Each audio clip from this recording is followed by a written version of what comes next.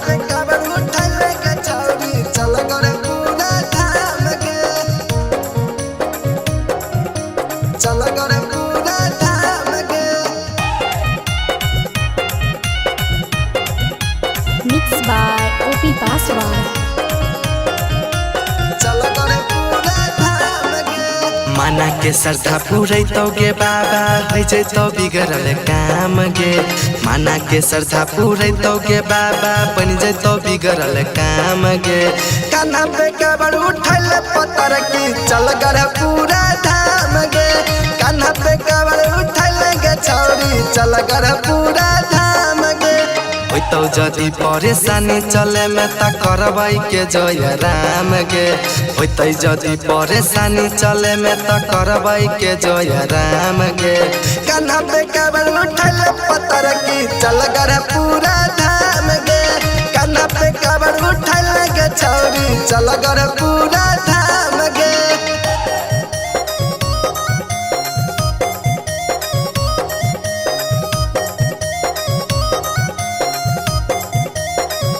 कान्हा पे काबर उठल के छौरी चल कर पूरा धाम गे चल कर पूरा धाम गे हेगे बाबा के नगरिया ये जासे होइ नै बेसी दूर पैदल चले में लगे हो तोरा काहे एते गे जबूर काहे एते गे जबूर हेगे बाबा के नगरिया ये जासे होइ नै बेसी दूर चले में लगे हो पैदल काहे तोरा एते गे जबूर एते गे जबूर जाते रुकी रुकी जैभी त पौआ होइ जैत तोहर जाम गे जाते रुकी रुकी जैभी त पौआ होइ जैत तोहर जाम गे कान्हा पे काबर उठल पत्थर की चल कर पूरा धाम गे कान्हा पे काबर उठल के छौरी चल कर पूरा धाम गे